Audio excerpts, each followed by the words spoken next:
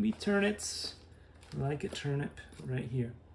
The screw that you need to screw in, you would use this. Oh no, nope.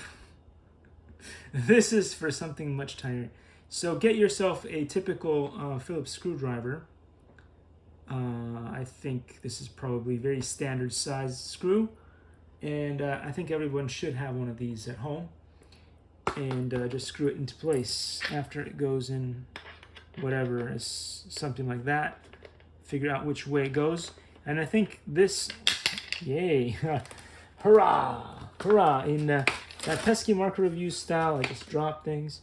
Here we go. So this is the groove into which the screw will screw into and stop this from falling out.